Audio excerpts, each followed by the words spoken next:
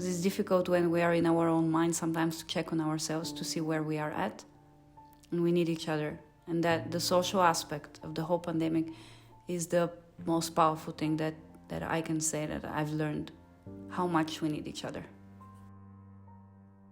When you have a peak moment, a very challenging peak moment, you require a wave of positivity so that you can go back on track. Be aware. The only person that can know yourself is you.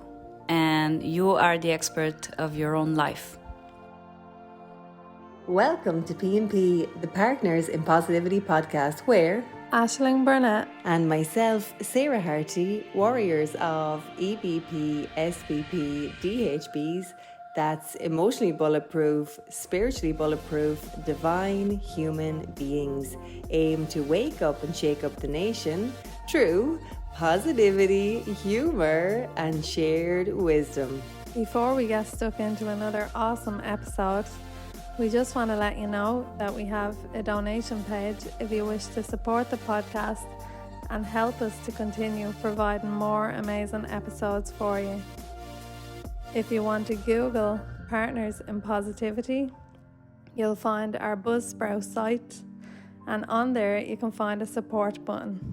You can click on that and support to your heart's content, whether it's a one-time donation or a monthly subscription. We really appreciate all the donations that we get. Thanks so much. Enjoy the episode. Today on the Irish and international stage of our P&P podcast, we have another unique and supreme divine human being. I met this gorgeous lady back in 2018 in Bucharest, Romania, when we volunteered at the same event. And I noticed her straight away. Her energy is off the charts. She always has the biggest smile on her face, and she has such a heart of gold. She's passionate about helping people. Her biggest passion is the study of personal development. She eats, drinks, and sleeps this subject. She absolutely loves it. And she gets to channel this amazing energy into her business. She is what's known as a globalpreneur. That means she gets to help men and women all over the world lead a better life. I'm so excited to share her with you today. We're going to have a really interesting conversation on something me and Sarah have wanted to bring up for a while on the podcast. So, Partners in Positivity, please help us welcome Miss Sofia El Hatri. Thanks so much for being here with us today, and thanks so much for the mint tea. OMG, it is delish. Thank you so much for having me, guys. And welcome. You're more than welcome. I'm so happy you're enjoying the tea. Are you? Yeah, it's absolutely amazing. So we have a few very current and interesting topics to discuss with you today. We've just been chatting about what may best serve the world at this time. And we wanted to talk about toxic positivity. This is something me and Sarah have been thinking about chatting about for a while, but we didn't know how to get it out to the world. So that came up in our conversation today, and I'm so excited to hear what you have to say about that, Sofia. Thanks, Kanye. So yes, I always love having deep conversations with both of you. That's amazing. Like, we know each other for so many years, and we just met with Sarah, but it feels like we know each other forever. And I love these deep conversations. And today they led us to the topic of toxic positivity. So, well, I do not have a definition about toxic positivity, but I know from my personal experience the effects of it. And my understanding of it is that for me, it's positivity, toxic positivity, and then it goes to the border of delusion, to being delusional, you know. And I've been guilty of that. Actually, that can be both a curse and a huge advantage. It just depends when and where and how you're using it. Like, it's so good to let your mind just flow and, have no limitations of time and space, or to just think and just be completely outside of the whole world happening. Aren't we all creating our own realities in our own minds, right? So, but then when you are having like a situation or a problem at hand, being completely delusional about it is avoidance. So avoiding a subject, so just because it's too harsh, too painful, or we don't know how to deal with it, to go in another space, in another dimension, just so that we can feel better there. Sometimes it can be just going general, so that we can fix the one that is the hotspot, and sometimes it's just avoiding it. So I'm not sure what is best to do. But definitely I believe that there is a topic to discuss here. Yeah, that's so illuminating. I can definitely agree with what you said there. So in relation to the pandemic, this ongoing pandemic now that's going on for a year and I don't know how many months, I know that you were saying you learned a lot about yourself, and at the start you were in a bit of denial about the pandemic. So do you want to take us through that journey and what you learned about yourself and how it affected you? Yeah, for sure. Well, I think for that I need to reverse back time a little bit. So I've been taught to handle very well emergency situations. I've been in the scouting organization for 15 years. And all we have been taught is how to survive. So we would just go in the woods, we would learn survival skills, we would learn survival skills outside of the urban areas and inside of the urban areas. And every time there will be something very, sudden happening, and that requires urgent assistance and help to anybody, whether it's in the woods and you don't have any other medical assistance or any other assistance around you have to find a way to survive. You have to find a way to handle it. So every time there is an emergency situation around me, I will just get into that state in which, like, it's one of my comfort zones. It's like, if it's something that needs to be handled right now, it's for a short period of time and my mind knows what to do. I'm going to be super focused, I'm going to be super resourceful and find a way right away. And I've learned that those situations, some people are blurry, have their vision very blurry in those situations. Mine becomes super clear because it's like super focused. And when the pandemic situation hit, that's something that didn't really happen the last 100 years. So, it might be considered as, a high importance situation, emergency. It depends how you have been affected. Thank God, nobody from my family got the virus itself. But we were all affected into, this fear of there is this unknown thing that is happening. You have to stay home and there will be police and gendarmeria and, the army with guns and stuff all around your neighborhood, and just watch TV all day long and feel the fear. So this is how it started for me. But I just refused to fear the fear. I was just, so I just did a very rapid evaluation of the situation. I'm like, so if I stay home and I pretty much do nothing, am I safe? Yes, so let me switch focus now. So my mind went into those emergency situations that I was telling you about in the beginning, in which very fast and very quickly, I'm going to identify whether there is a threat or not. And if I do this or that, am I safe? And if I am safe and my people are safe, then why bother staying in the fear? Let's switch focus and do something else. So then I completely avoided the whole subject. It was easier for me to just switch focus and just keep on going on with my life, just switched off all the channels, and just try to keep living my life in a different environment, meaning not outside, but inside. That was the only change for me. So that is how it started. How did it start for you? So what country were you actually in that you were saying like the police and army had guns and stuff? Yeah. So that was in Belgium, in Brussels. So I was previously living for 3 years in London. I created a business there, a classical business, which unfortunately by the end of the 3 years didn't go very well. And I had to find solutions. So I had to cut all costs. And the last cost that I could cut was rent. So I took my luggage and I went to live with my mom. And I stayed there for like a month or something before I had a plan to go and live in Romania.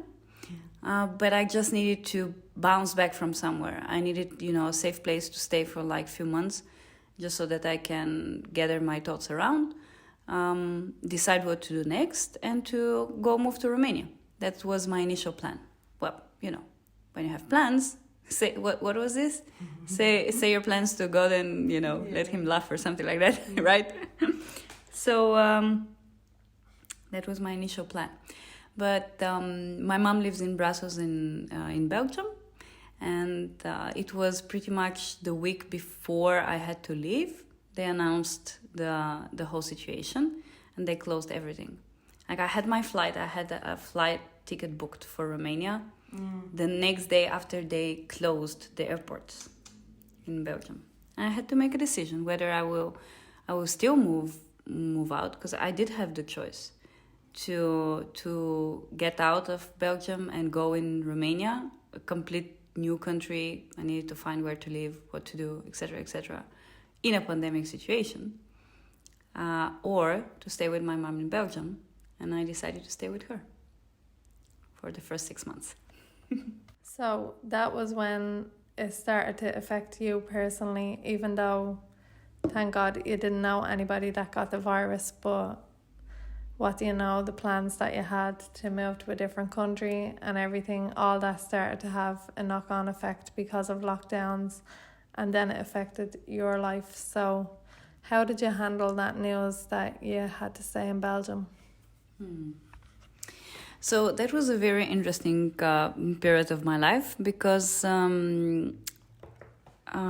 apart from the business in London, I also am doing another one that I'm doing online, and that is the main one for me.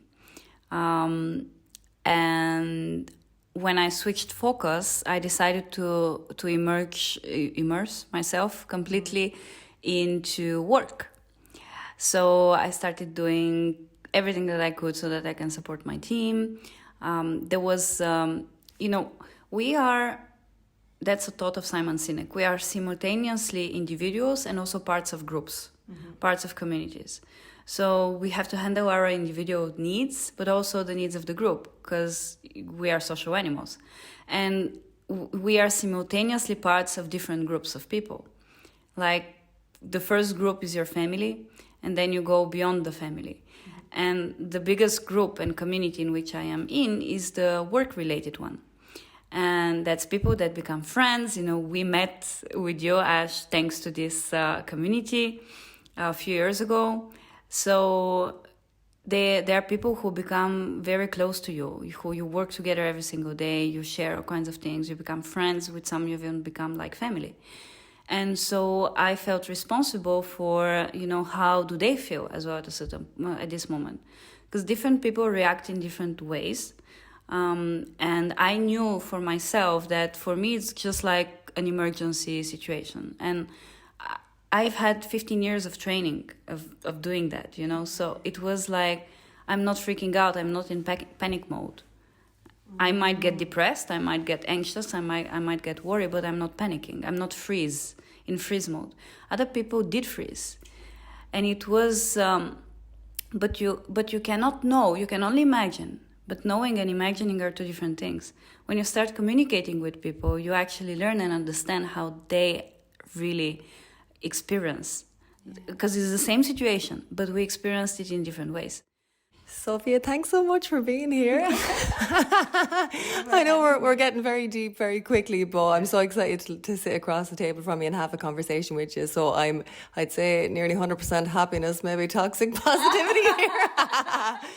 And I also laugh in nervous situations as well. So that could be my masks and everything. But what I want to say is I think I'm looking at you, and my deepest feeling is you're an exceptional person and you've had an exceptional life with lots of training to build you to who you are today, especially spending 15 years in an organisation like the Scouts.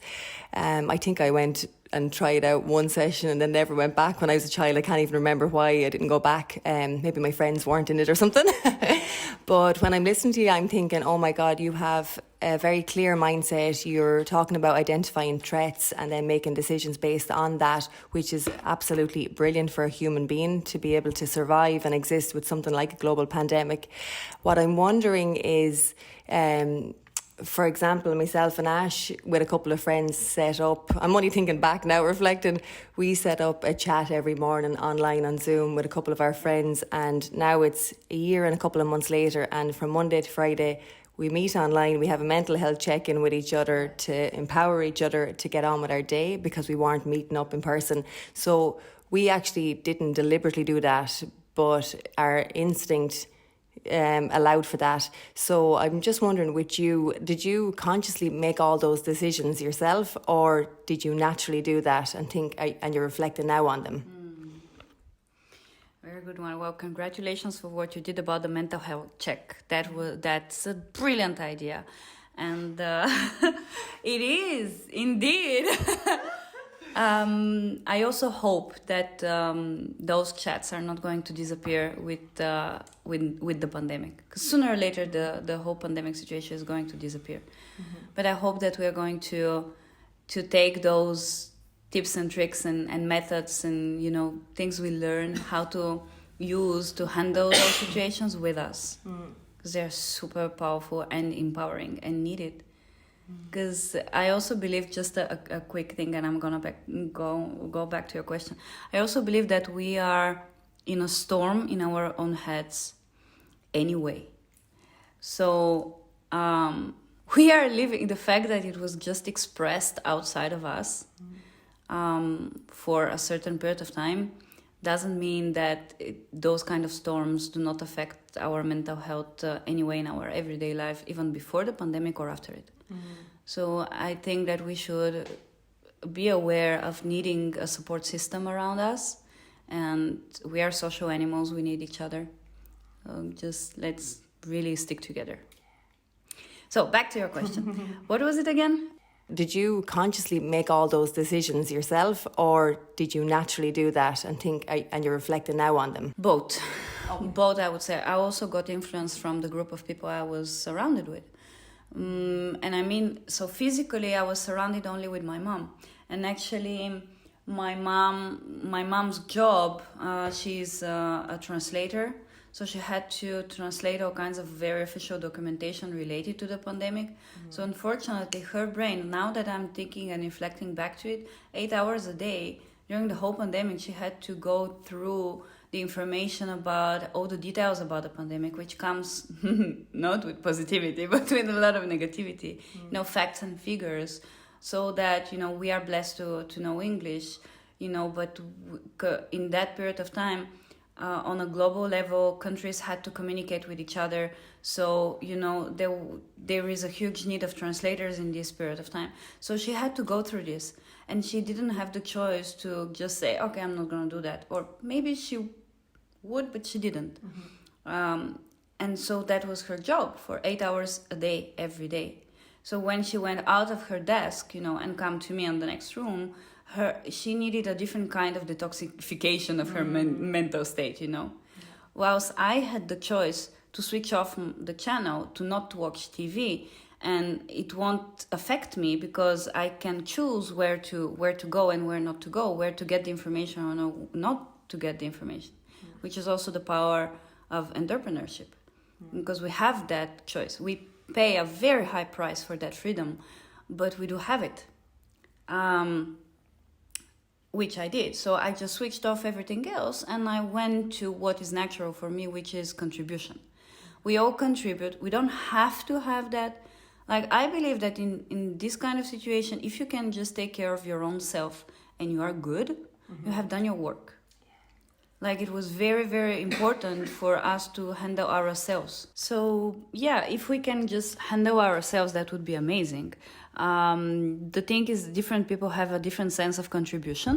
And I tend to have this, to feel responsible for a group of people and to also to want to contribute in, it happened just that I have this skill to not go and freak out immediately. I might freak out later, but not immediately. And I would imagine that other people can freak out right now. So this is what we wanted to do. We wanted to help the people in our business to see where they are at from all kinds of ways, from the social way, the emotional way, the intellectual way, and also in terms of opportunity as well. So this is another aspect of it in the business world. This pandemic was an amazing opportunity for a lot of businesses. A lot of businesses did crash, including my classical one. But the non-classical one, which I am in, partially clashed. But then we found an opportunity within the pandemic. So business people had to go and switch very quickly from whatever was going on to let's go and grab this opportunity. So there was this let's avoid whatever is happening as long as we are safe, and let's just go and just don't lose this opportunity because it's a one thing happening in the lifetime, So there was this notion as well, which leads to the topic of, okay, how fast did we start avoiding the subject of the pandemic? Did we use properly the skill of, surviving, very quickly switching focus, because that's an advantage, right? To be able to switch your focus quickly is an advantage. But how fast do you have to switch your focus, If you're switching it, are you just putting under the carpet a topic that you just don't want to address right now? Or you have addressed it very fast and you're just switching focus. And this, you cannot know it right at the moment. You know it later. So I love the way you're saying that you feel like it's really important to address these feelings about the pandemic. You mentioned that we may have moved on from the pandemic a bit too quickly, like just forgotten about it. And I know that happens naturally when you're in a survival state. Like at the beginning, we might have avoided certain things because it was a big shock to everybody, whether we knew it or not at the time. So what would you recommend to people to actually address their feelings? Well, here's the thing. I'm not that big in recommendations because I'm still searching. I'm still searching to find the most optimal way. But I can share how I felt. What was my personal experience about it? So I did want to focus on something else because I don't handle negativity very well. Our brain has this natural tendency to go negative anyway, even without a pandemic. So can you imagine if you have such strong negative environment around you, how even harder it's going to be to just be in your own little world, just trying to stay focused on whatever you're doing. So I don't stay positive for the sake of staying positive. I stay usually because I am in a flow, because I am focused, we are having a deep conversation, and we are digging into it. It's a pleasurable moment. But also it's a creative moment. I like being in my creative moment, and positivity helps me. I cannot be negative and creative at the same time. It just doesn't happen. So, but there is a purpose, there is a goal, there is a moving on, there is a growth, there is this sense of growing within this positivity. So it's not a static thing, it's not a passive thing, it's an ongoing energy and dynamacy. And later on, I've realized that because of my amazing skill to go in another planet, another world, in another dimension in my mind, I've put things under the carpet and I'm handling them later on. This is exactly what happened to me. So because I didn't want to lose an opportunity business-wise, so I focused on my business, because, I didn't freeze and panic in the first 24 hours or 24 days. I focused my energy on helping others who might have this problem. But I didn't address other things that were shocking for me. And that was a significant emotional event for myself as well. It was financially speaking, because my business went down, something that I've spent so much time. I spent 2 years building a business in a foreign country for me, in England. I'm not from England. I'm originally from Bulgaria. I went there and I started the first business of my life, 30 years later, I decided to create a business, and because of a global pandemic, I just couldn't do it. I had to say to my clients, I cannot handle this service anymore. I did have an opportunity to find a creative way to switch to something else, but it was too much of a burden to do that. So I just spent the time to switch from one thing to another to try to find the best focus so that I don't get, completely nuts, and I keep myself busy. But it did affect me. My business, it's my baby, It's what I have put my efforts on. And I didn't realize it up until very deep into the pandemic that there was something missing. Mm-hmm. So I started creating other stuff. It is different. Every next baby is different, right? You never forget your first one. So you will go and switch to other things. But I feel like those Netflix series, The Social Dilemma, mm-hmm. I didn't want to watch them for the longest time because I didn't want to even be close to the topic of the pandemic. Like, it was enough, whatever I was experiencing around me. And then one day I opened up and I said, okay, so why do I avoid it? I apparently feel like fear or something like that. Like, especially if I feel fear, I need to approach it. So let's go and open the closet. And I opened my laptop and I went in my Netflix and I clicked the play button.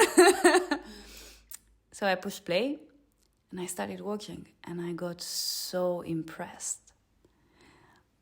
These guys have done something amazing for humanity to actually document people's lives, ordinary, normal people like myself, just the way how we have experienced it. And I started realizing things, that I'm not alone in my thoughts, that if I feel depressed, I'm not the only one. If I feel anxious, I'm not the only one. If I feel worried and I don't even know why I feel worried. Sometimes you feel stuff you don't know why. Because it's seeds after seeds after seeds planted in your mind, and sooner or later they're going to give their fruit. So what seeds are you planting? This kind of stuff. So what I would suggest is to, when thinking positive, to just know how far in the positivity we are going. And I don't know how we can measure it. I don't know the 0.77 unit, I don't know this border. I think we're just flowing constantly from positivity to toxic positivity and being delusional and going in and out of it in different ways, because these are mechanisms, sometimes coping mechanisms we've learned, and we need to have them in our set of skills. We need them, just in different times, in different quantities. And we need to have those checks, like mental checks. Yeah. But I feel like we need each other for that as well, because it's difficult when we are in our own mind sometimes to check on ourselves to see where we are at. And we need each other. And that the social aspect of the whole pandemic is the most powerful thing that I can say that I've learned, how much we need each other. Yeah, Sofia, I totally agree. The social aspect has come to the forefront, I think, for people all over the world, especially with the division of online, offline, where a lot of companies, businesses, organisations, contact with your family members has gone online, and people are now starting to realise how much you cherish in-person chats and activities and stuff like that. So I'm glad you're bringing that up, because for me, I would choose in person or offline every time if I had the choice. And the thing is about having choice, whereas that's kind of been taken away in the last year. So there's a lot of grievance for people around that, not having the choice. But yeah, one thing that I noticed from you with your ability to articulate how the last year has been for you is that you have a high level of self-reflection, self-awareness. Do you have a structure in place for yourself? Do you have a routine where you check in with yourself, or is it from seeing yourself in the eyes of other people online with your teams and, you know, knowing that you might be different in a certain way because when you speak out, you might have a different ability compared to another person. Do you have something in place for yourself with that? Very good one. Well, yes, I do have so many systems in place. So you know the 7 or 8 areas of life of Tony Robbins, right? So there are my very good friends from Romania who have created an amazing website called Z to Z, which are approaching those 8 areas of life of Tony Robbins in 7 areas of life. And they're explaining each area separately. So I got the idea from them, and that because I have this natural tendency to go to one direction or another and completely forget about anything else happening in my life. Especially like I'm probably a workaholic, so I will just go and start a project and don't stop until I get it done. Which means that meanwhile, for these 1 day, 1 week, or 1 month, I'm gonna completely forget about taking care about my health or my family or my relationships or anything else that's happening in my life. And even if that was like fun when I was 20 and my body could recover and my mind could recover as fast as it can, I don't know if it's because of the age or experience or wisdom or anything like that, but I found it more difficult and not that optimal later in life. So I decided that if I want to use my full potential, I need to be able to put some order and structure in to approach, to be aware of each one of the areas. Because if I fall off one, it actually it does affect the others. Everything is related. So once I learned that everything is related to each other and connected to each other, I just decided I need to find the best way to approach. So I started using an application called Habit Minder, for example. I would take 3 habits that I want to implement for each area of life, and I'm going to try to use them daily. Of course, it's going to go, one by one, not all at once. But now I am in a certain point when I'm pretty happy with the habits that I have. I still want more. I want more so much. So we have the health area, relationships with everybody else, friends or intimate relationships. Then you have family, whether it's your first family, or the chosen one. You have finances, you have career, which is different than finances. You also have recreation, fun activities, for example, because we need that too. And spiritual as well. So these are pretty much the 7 or 8 areas of life that it's good to acknowledge that they do exist. And to put a score, like let's say spirituality, where are you at in your spirituality? 1 to 10, where are you at? And then your health, 1 to 10. And then set a set of goals, and just see what do you want to achieve. Do you want to improve this one or the other one? You cannot simultaneously improve everything, become a 10 out of 10 in everything, or at least I haven't seen it done by another human being yet. Maybe there is somebody who will find out a way to do it and will share with us the way. Why not? For now, I don't know that person.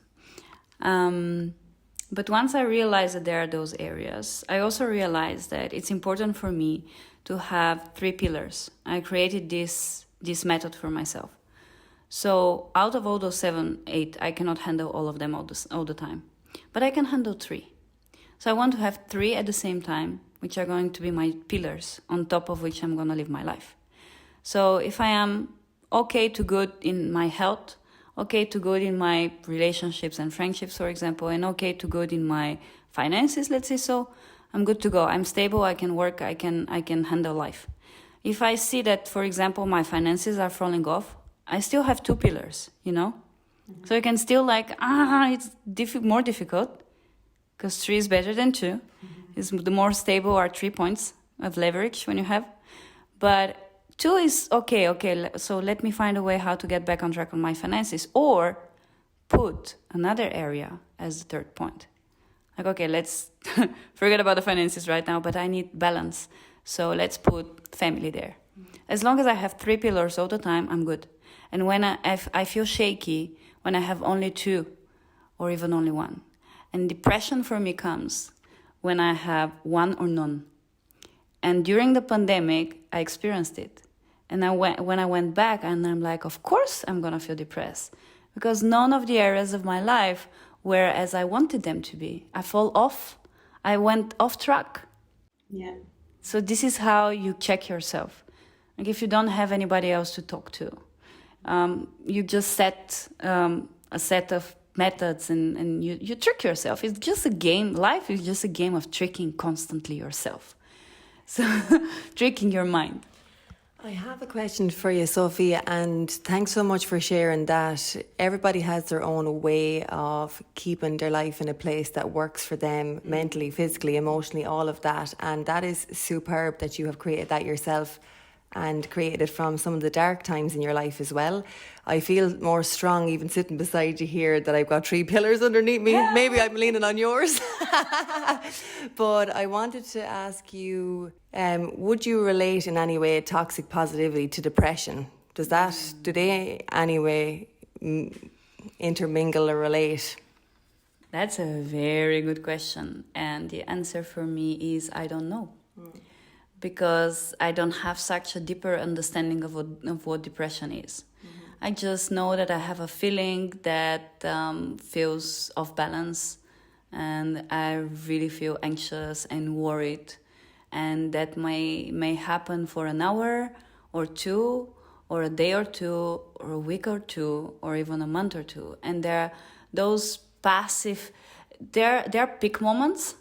And you also have those chronic ones and passive ones. And I feel that having self-awareness is just constantly being able to catch yourself going in one direction or another and realizing if this or that is going to serve you. Because you might have different purposes. Many times you're going to experiment with yourself. Like if you want to go on a diet, for example, you look at yourself and you decide like, for whatever reason, I want to change my body. So you're going to start this and that and try this and try that. It's just experimenting, really. How do you know which routine is going to work for you?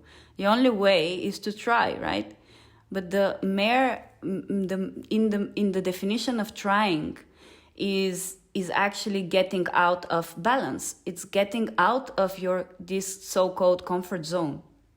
Like this is your routine right now, and it has led you to this body.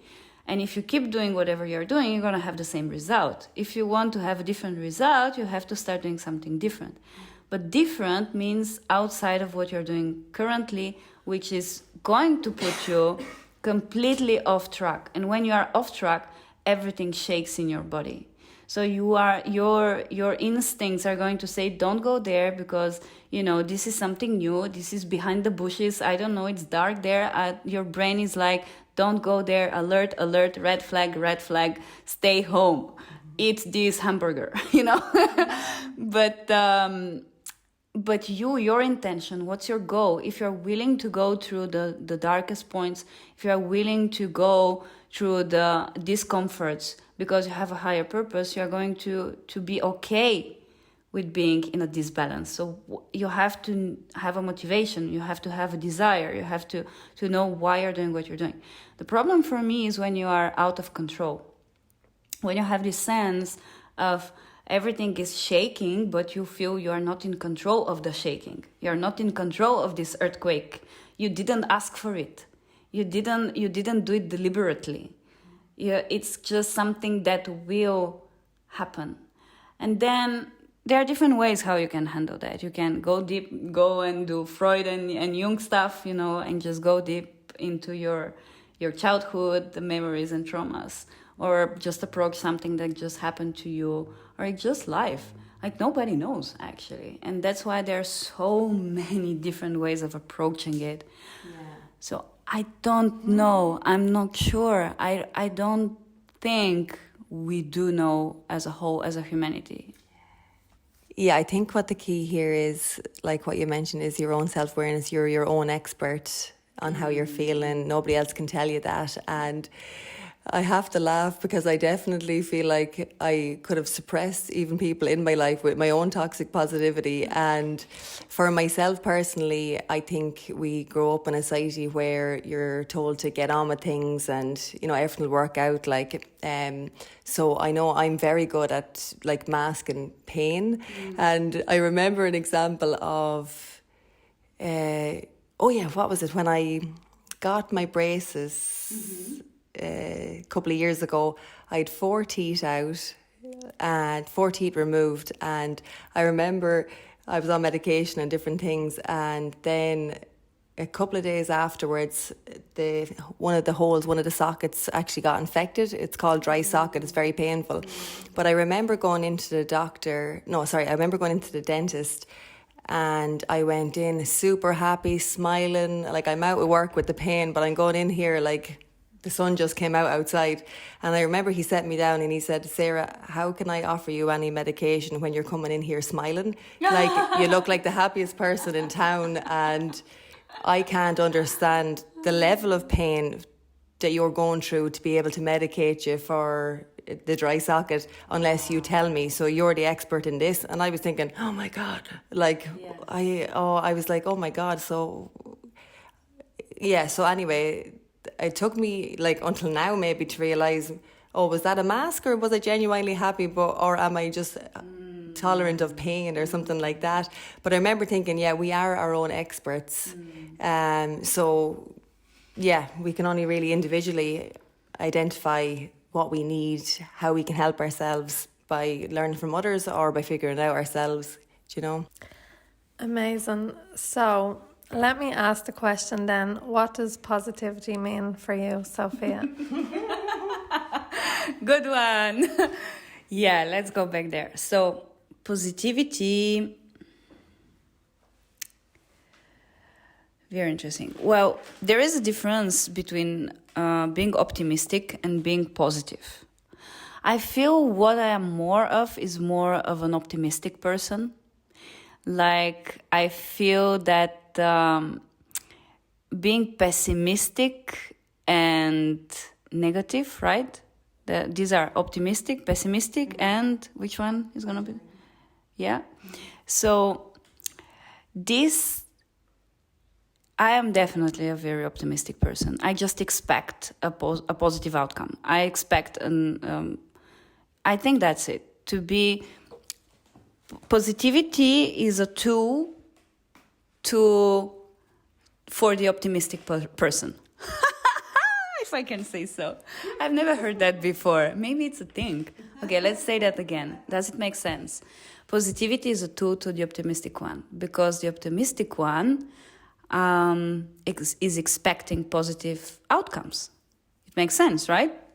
I think I'm more of an optimistic person because it doesn't matter in what in what we are,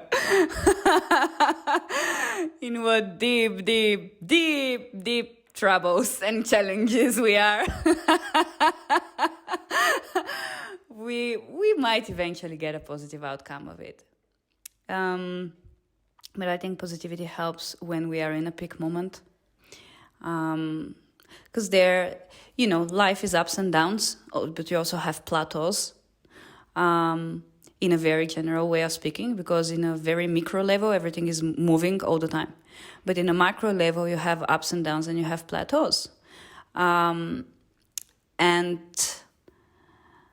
when you have a peak moment, a very challenging peak moment, you require a wave of positivity so that you can go back on track. It's like equalizing the forces somehow, so that you can go back to, your plateaus, your maintenance, your main state of being. It's like just managing the peaks, I feel. We need them, we want them, but it's good to have this sense of certainty in our, good old comfort zone until we figure out the next step. Yeah? So I feel that that's a very good moment to actually ask you, ladies, and creators of partners in positivity, what is positivity for you? That's absolutely amazing, and I love the way you describe it as a wave of positivity, that's what you need to wash out negativity. Oh yeah, you also said that it brings you back to balance, it brings you back to your natural state, which I believe our natural state is positivity and happiness. So positivity for me is, if we've gone through something and we're experiencing negative emotions, we know that we can have positivity, and we can have the tools that positivity provides to take us back to our natural, normal, healthy, happy self after you've dealt with everything. It's just a way of thinking, a way of being, positive practices. It could be just talking to a friend, it could be doing exercise, but we know we have access to that, to have that wave of positivity to wash out the negativity. That's amazing, Ash. I feel like our journey on the podcast and asking people the question has brought so much wisdom to my life in terms of positivity, and I know the same for yourself. So for me, my idea of positivity, I'd say, has hugely changed since I was in college up till now, because I remember in my college days my friends used to laugh and joke at me because I'd say to people if they were having a bad day, be pos not pez, and it meant be positive not pessimistic. But I know now, looking back, that I definitely on occasion didn't give people enough time to voice how they felt about their negative emotions, or ask them questions about how they felt and how they could turn their emotions around. I thought back then it was an automatic thing that you could switch to positive as you so wished. So I've learned so much about that. So now for me, positivity is about knowing that there's nothing permanent in life. Like you said earlier, that we're ever growing and changing, and with the change there's positive and negative, and to have balance in the world of both, to have peace with both, and to know that if you're stuck on a negative emotion for too long, that you need help, or you need to look in a positive direction, because you don't deserve to be in that space for too long. And we're here as positive coaches, as partners in positivity, to support people with that, and that's what the podcast is for. So yeah, it's about the tools, like Aisling said. It's about an awareness that there is positive methods, but then you can lean on toxic positivity as well, where you need to understand yourself. Am I masking something and pretending? Am I extremely happy but underneath there's something wrong? But only you can determine that. So yeah, it's about self-awareness. And the other thing I'd like to add is, for as an Irish person, definitely positivity is the crack. We have this word in Ireland. I think we bring it up on every podcast when it's an international podcast.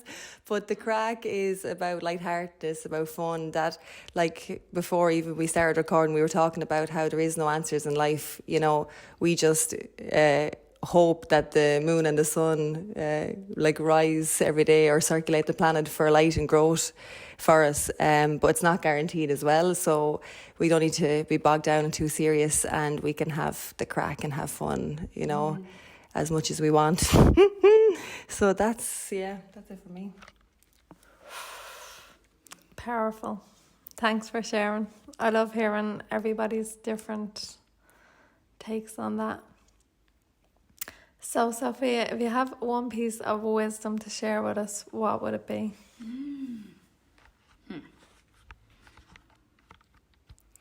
Know thyself. Just know yourself, as Sarah was saying. Just be aware. The only person that can know yourself is you. Nobody's, like, each one of us is an expert. And you are the expert of your own life. Nobody else is. So you are an amazing expert. just be the best expert that you can be for your own life. That's it. Exceptional. My last question is, what is the positive ripple effect you want to have on the world? A life fully lived.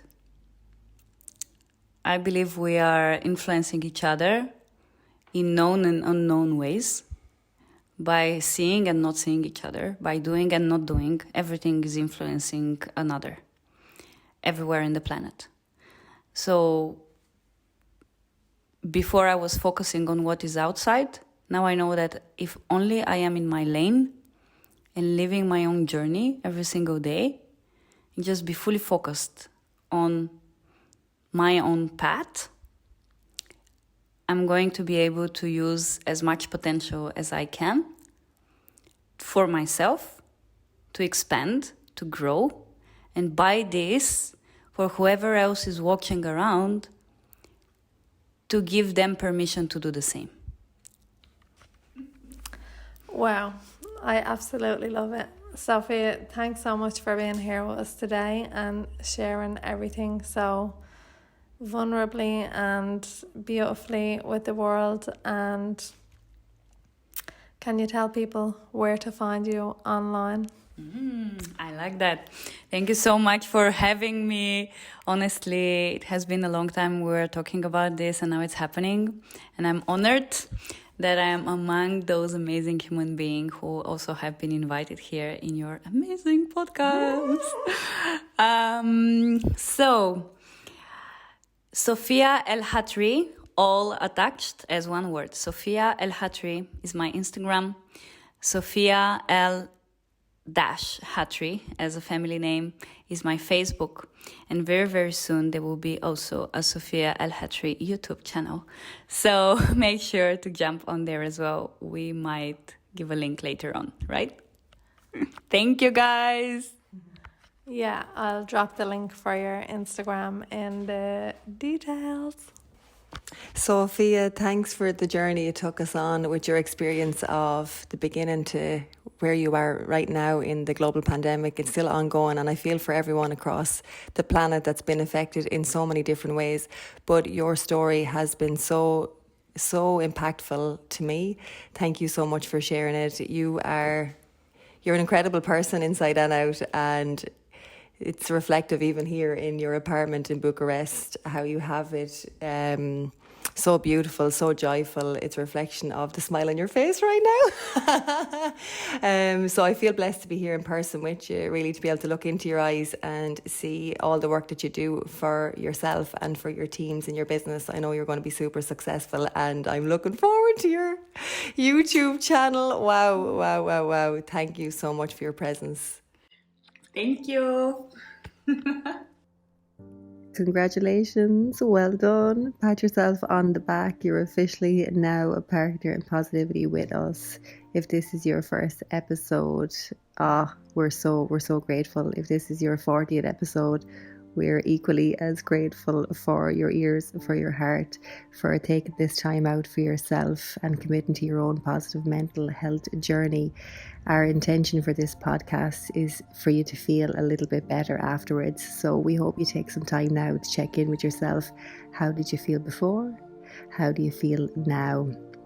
And we've definitely done our job if you feel a little bit better, and especially if you want to come back for more next week. If you do want to support us, we actually have a Ko-fi donation page. It's ko-fi.com/partners in positivity. We really value the work that we're doing. We know there's so much positive and negative in the world, and we want to contribute to people feeling their best. So we appreciate all of the donations we've had so far and welcome any more that are on the way. Thank you in advance. Also, if you got something of value from this and you want to share with friends or family to add to this trend of positivity in the world, we would love to be tagged in any posts on social media. You know where to find us. Other than that, guys, have an incredible week ahead, and we look forward to feeding you some more nourishment for that beautiful mind, that beautiful garden of yours next week.